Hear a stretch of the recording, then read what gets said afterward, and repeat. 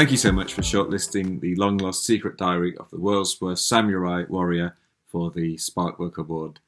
It's so important right now to find things that you enjoy and to keep reading. So well done to the Spark Book Award for helping to promote reading in these tough times. So what is this book about, The Long Lost Secret Diary of the World's Worst Samurai Warrior? It's about a girl called Suki, and she lives in Japan in 1582, so over 500 years ago now. And she wants to learn to become a samurai warrior and to fight with the katana, the long curved sword of the samurai warrior. She convinces her dad to send her off to samurai school, where she's trained. She goes through very painful and difficult challenges in order to learn how to become a samurai. She doesn't just use her strength to complete the challenges, she uses her brain as well.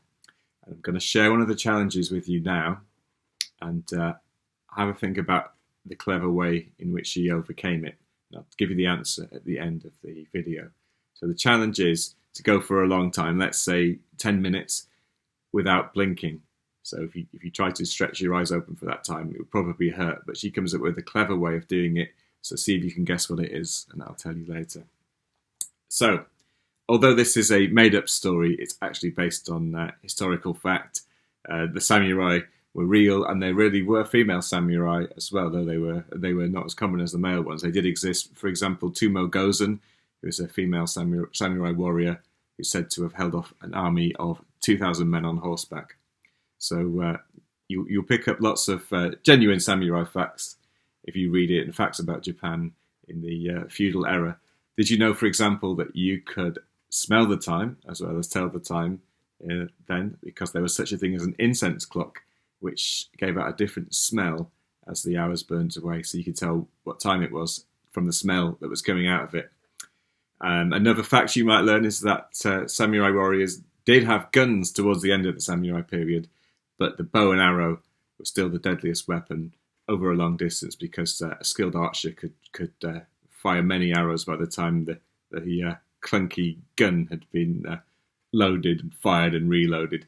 So the bow and arrow was the deadliest weapon over long distance.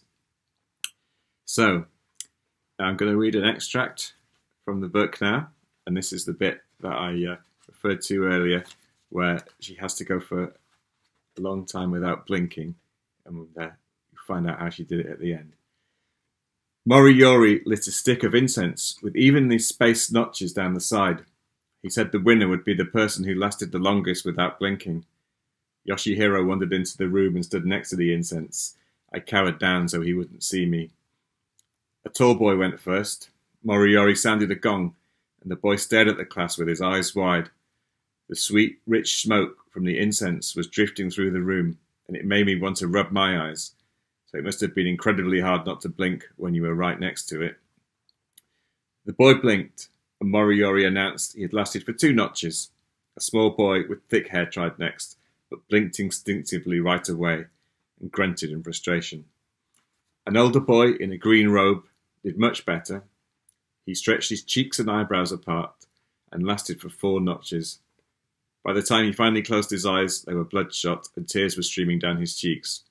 Other pupils tried, but none could beat his score.